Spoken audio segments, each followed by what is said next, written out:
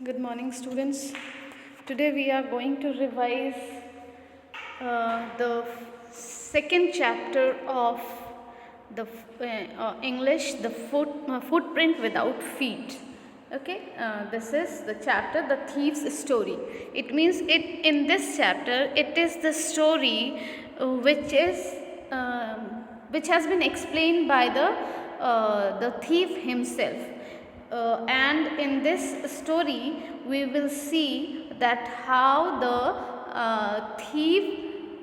thief's mind and soul changed, and what was the beginning of the thief, what was the beginning life of the thief, and then how he changed himself and what forced him to change.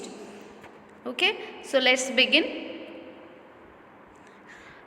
I was still a thief when I met Anil, and though only 15, I was an experienced and fairly successful hand. Anil was watching a wrestling match when I approached him. He was about 25, a tall, lean fellow, and he looked easygoing, kind, and simple enough for my purpose. I hadn't had much luck of late and thought I might be able to get into the young man's confidence. Here I refers to the thief.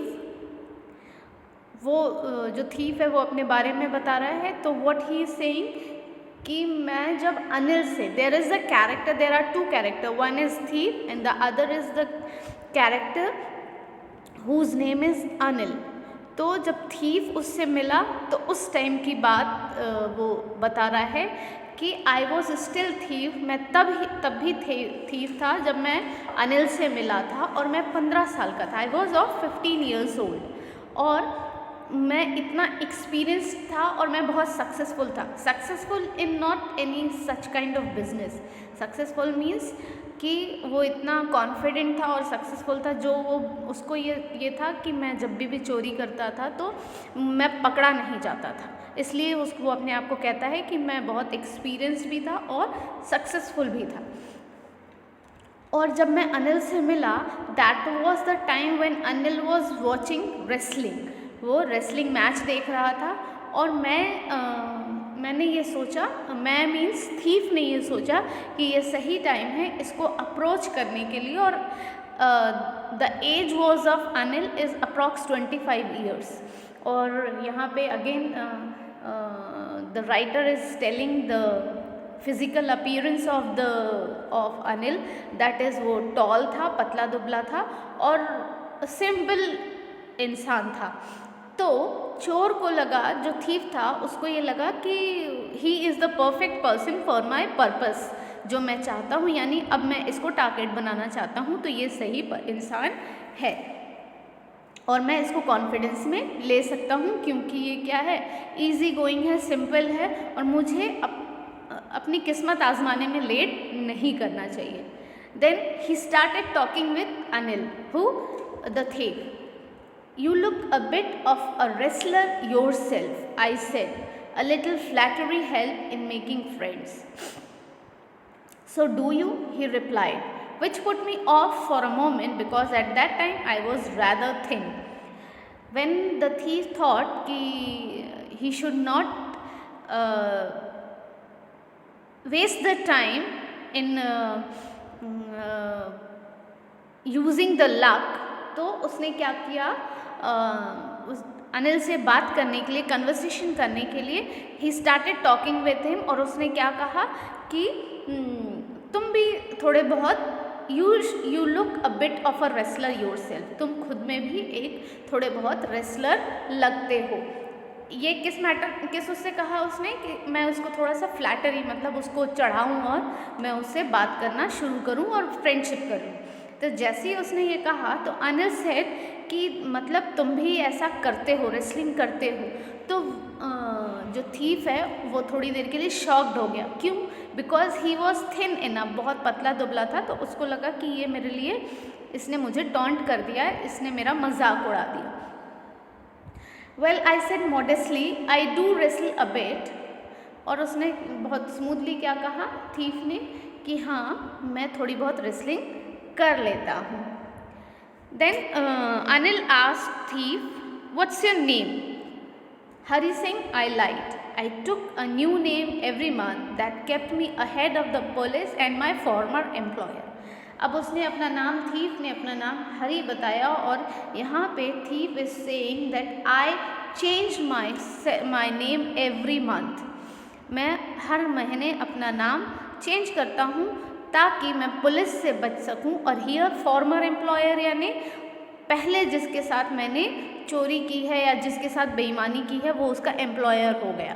तो उसने कहा कि मैं police से बच सकूं और पिछले अपने जिनके घर में चोरी की या जिनके साथ चीटिंग की है उनसे बच सकूं, इसलिए मैं हर महीने अपना नाम चेंज कर देता था.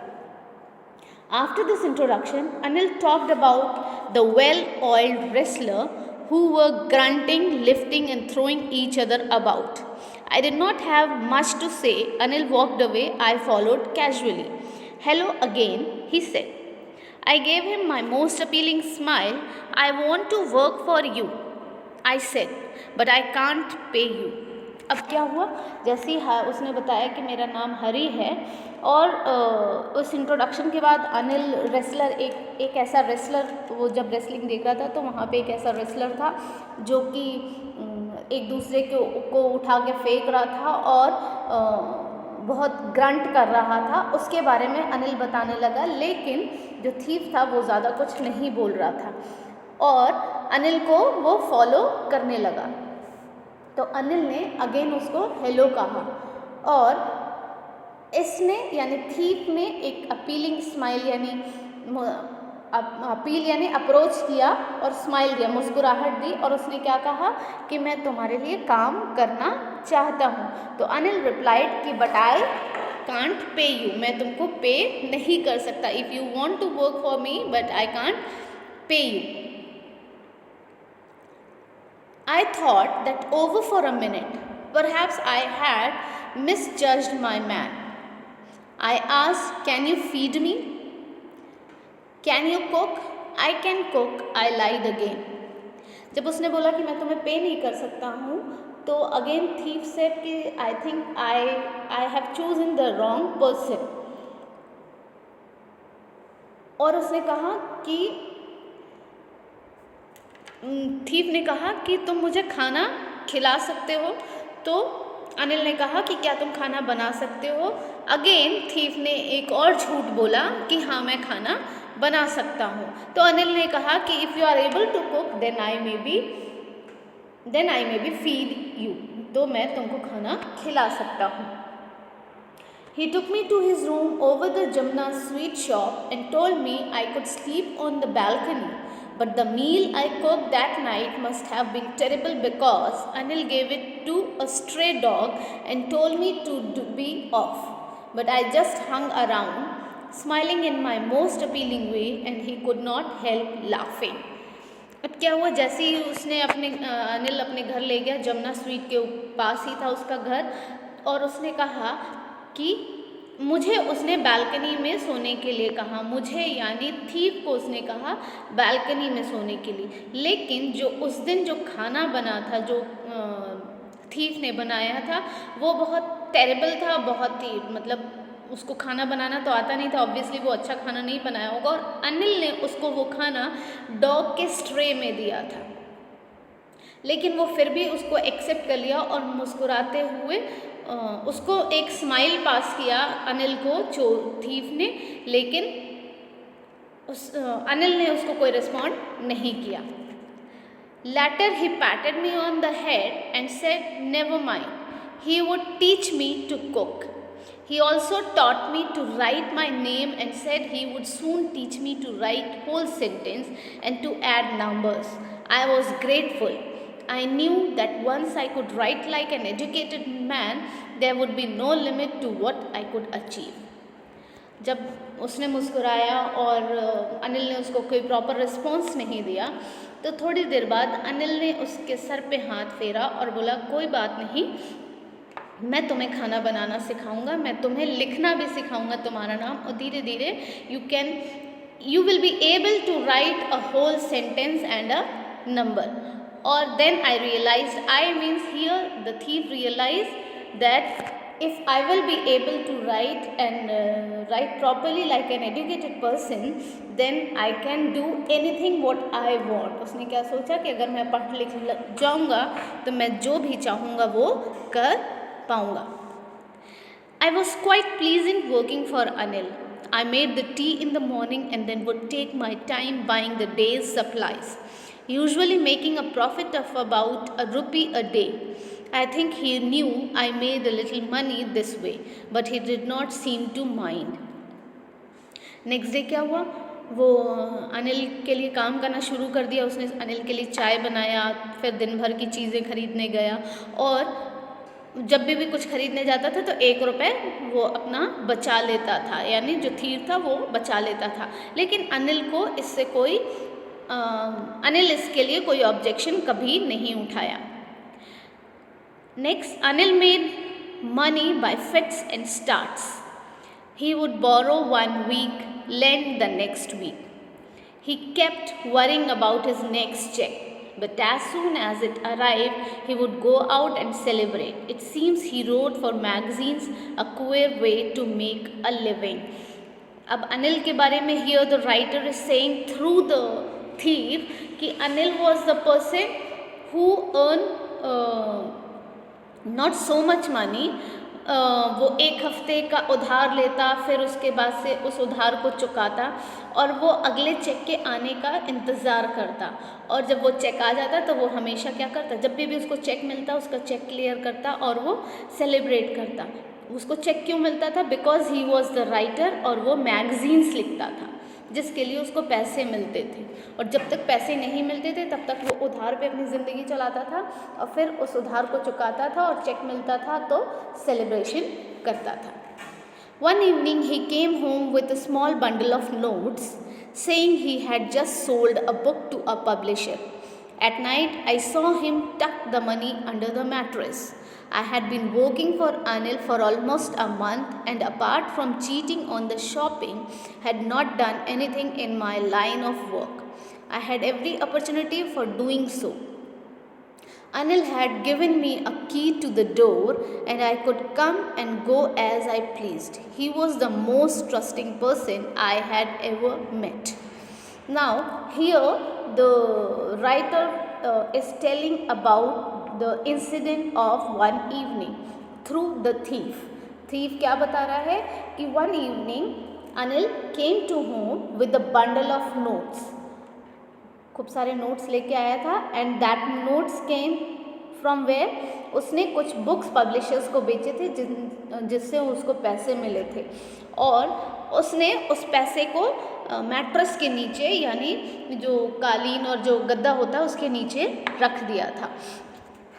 Now again the thief is saying about himself कि उसने कैसे अनिल का ट्रस्ट जीता था.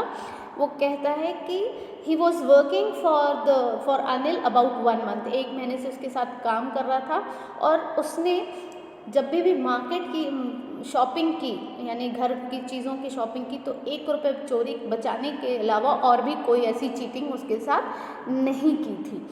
और उसको हर वो चीज़ की आज़ादी थी जो वो करना चाहता था. यहाँ तक कि उसके जो थीफ है उसके पास अनिल के घर की चाबी भी थी कि वो जब चाहे आ सकता है और जा सकता है. Again thief is saying that Anil was the first person who is trusting मी. इससे पहले किसी ने मुझ पर इतना ट्रस्ट नहीं किया. And that is why it was so difficult to rob him. It's easy to rob a greedy man because he can afford to be robbed. But it's difficult to rob a careless man. Sometimes he does not even notice he has been robbed and that's take all the pleasure out of the work. Now here thief is in a trouble. यहाँ पे जो चोर है वो थोड़ा सा परेशान है क्योंकि उसने इतना ट्रस्टवर्दी पर्सन नहीं देखा जिसने इतनी आसानी से उसके ऊपर ट्रस्ट कर दिया था. और यही वजह थी कि अब उसके लिए उसके घर में चोरी करना या अनिल के साथ चीटिंग करना उसके लिए मुश्किल हो रहा था. उसका कहना था, थीफ यहाँ पे कह रहा है कि एक लालची इंसान को चीट करना आसान होता है क्योंकि वो चीटिंग करने के लिए ही बना होता है, क्योंकि लालची इंसान के अंदर हर चीज़ की लालच होती है। लेकिन एक केयरलेस इंसान को कभी कभी चीटिंग करना, उसके लिए उसको एक लापरवाह इंसान के साथ चीटिंग करना बहुत मुश्किल है, क्योंकि कभी कभी वो खुद नहीं जानता कि वो उसके साथ क्या होने वाला है, और वो हर ऐशो आराम से क्या रहता है, दूर रहता है। वो बड़ा लापरवाह होता है, इसलिए उसके साथ चीटिंग करना बड़ा मुश्किल होता है। It means here Anil refers to a man who is very careless. Well, it's time I did some real work. I told myself I am out of practice, and if I don't take the money, he will only waste it on his friends. After all, he does not even pay me. ऐसा सोचते सोचते उसने कहा कि अब मुझे अपना काम करना चाहिए और मुझे अपनी जो मेरा एम है उससे नहीं भटकना चाहिए, मुझे अपने रियल लाइफ में प्रैक्टिकल लाइफ में आना चाहिए और मुझे ये पैसा ले लेना चाहिए। और क्योंकि अगर मैं ये पैसा चोरी नहीं करूँगा तो ये अपने दोस्तों में पैसा उड़ा देगा, और वैसे भी ये मुझे कुछ पे करने वाला नहीं है। Next, Anil was asleep. A beam of moonlight stepped over the balcony and fell on the bed. I sat up on the floor, considering the situation. If I took the money, I could catch the 10:30 express to Lucknow. Slipping out of the blanket, I crept up to the bed. Anil was sleeping peacefully. His face was clear and unlined. Even I had more marks on my face, though mine were mostly scars. Now here, what the writer is saying through the thief, कि अब रात हो चुकी है and Anil वो sleeping, और चांद की रोशनी उसके घर की बालकनी पे आ रही है, और जो बालकनी पे आ रही है और उसकी थोड़ी बहुत रोशनी बेड पे पड़ रही है, और जो थीफ है वो ज़मीन पे बैठ के सोच रहा है, सिचुएशन बना रहा है कि मैं पैसे लेके स्टेशन जाऊंगा और 10:30 की एक्सप्रेस ट्रेन जो है लखनऊ के लिए उसको पकड़ूंगा। और ऐसा सोचते हुए वो ब्लैंकेट से निकला, बेड के पास गया जहाँ पे उसने देखा कि अनिल सो रहा है, उसके चेहरा उसका फेस बिल्कुल क्लियर है, कोई लाइनिंग नहीं है, कोई चिंता नहीं है। फिर वो सोचने लगा इससे ज़्यादा लाइनिंग तो मेरे फेस पे है, जो कि बहुत सारे स्कार्स है, यानी बहुत सारे दागों की वजह से उसके फेस पे लाइनिंग है। My hand slid under the mattress searching for the notes. When I found them, I drew them out without a sound. Anil sighed in his sleep and turned on his side towards me. I was startled and quickly crawled out of the room. When I was on the road, I began to run. I had the notes at my waist, held there by the string of my pajamas. I slowed down to a walk and counted the notes, 600 rupees in 50s. I could live like an oil-rich Arab for a week or two.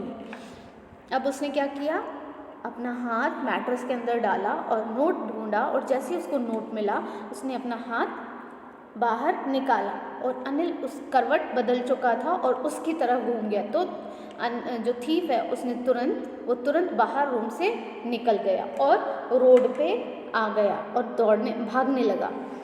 Then what he saying कि उसके हाथ में note था और उसने अपने note को जो पैजामे में रख लिया और धीरे धीरे चलने लगा और नोट को गिनने लगा। और the note was of 600 rupees and it is of 50। 50 रुपये के नोट थे, 50 के नोट थे जो कि 600 रुपये थे।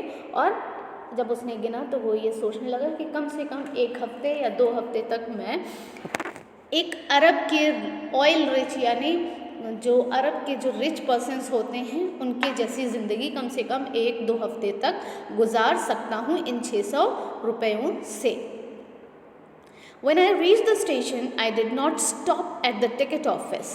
I had never bought a ticket in my life, but dashed straight to the platform. The Lucknow Express was just moving out.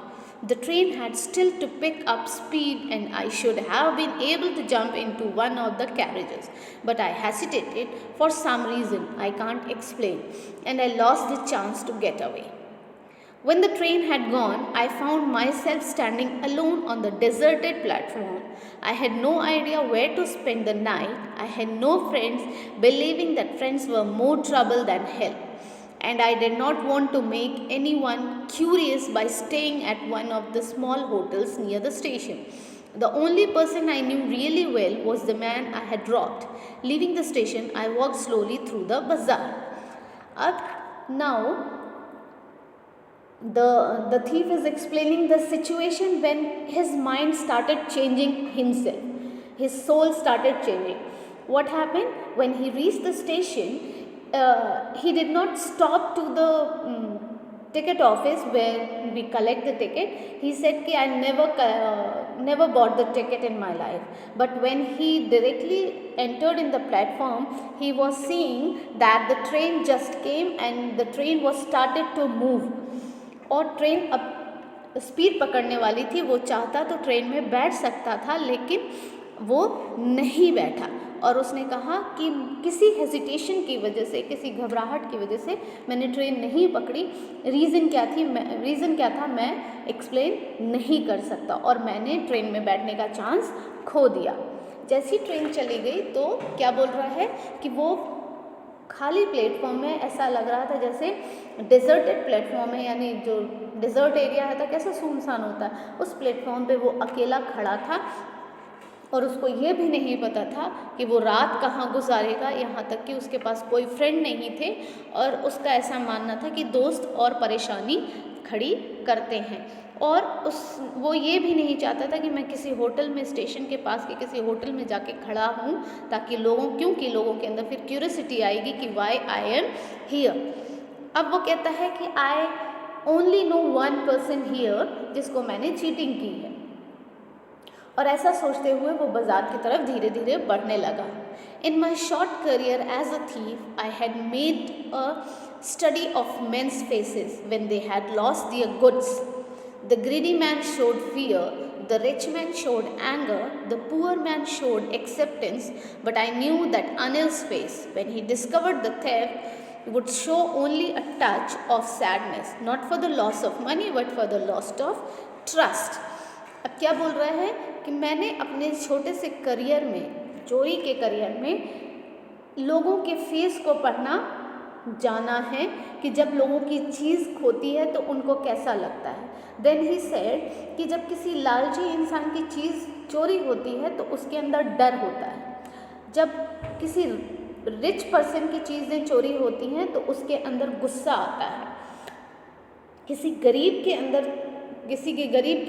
घर में चोरी होती है तो उसका एक उम्मीद रहती है कि वो चीज़ मुझे वापस मिल जाए. लेकिन जब वो अनिल का फेस याद करता है तो वो ये सोचता है कि अनिल को जब ये पता चलेगा कि उसके घर में चोरी हुई है तो वो दुखी होगा.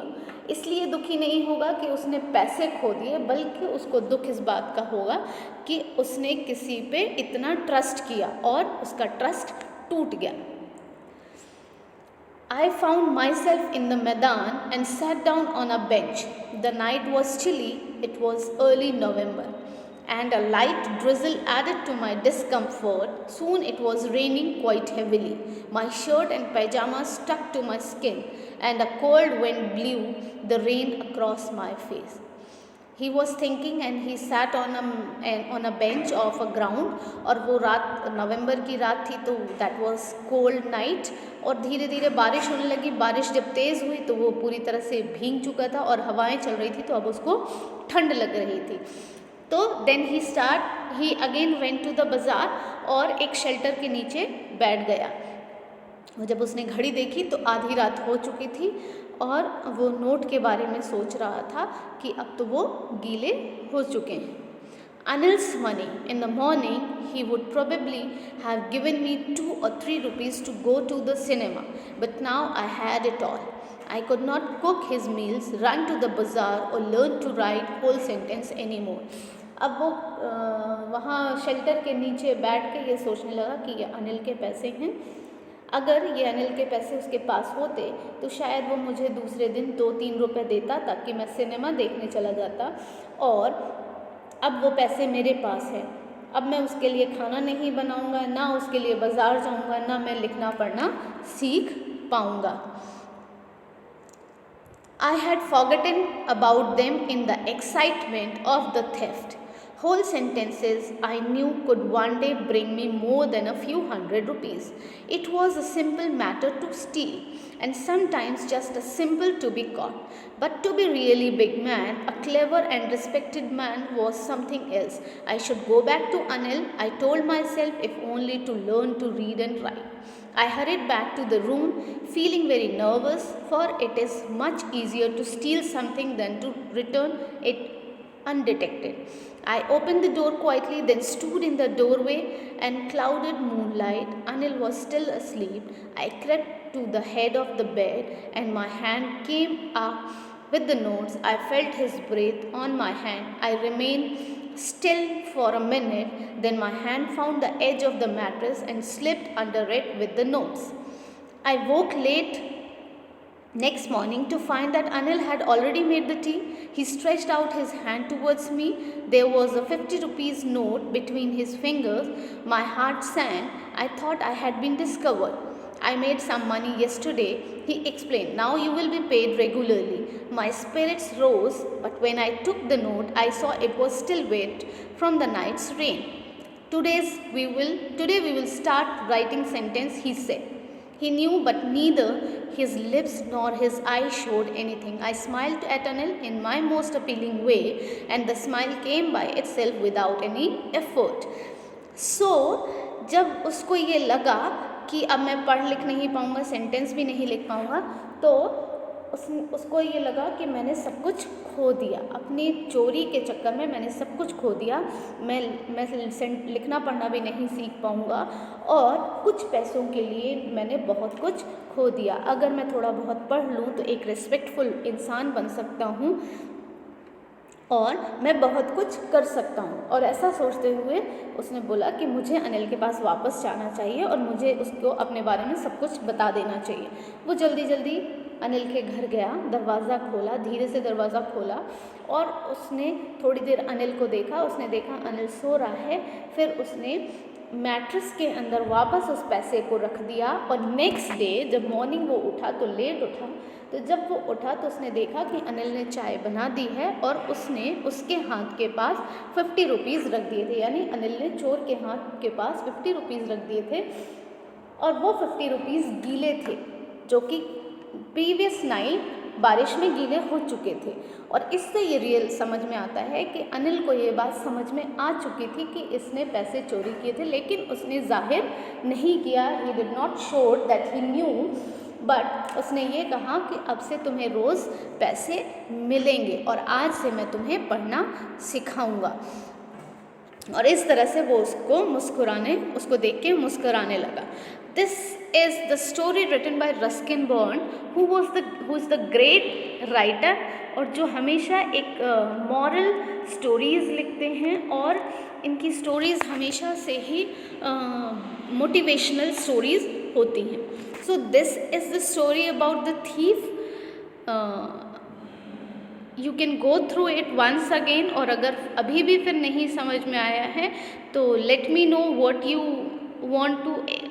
what you want to know more in this story. I will explain you again. Till then, take care and have a nice day.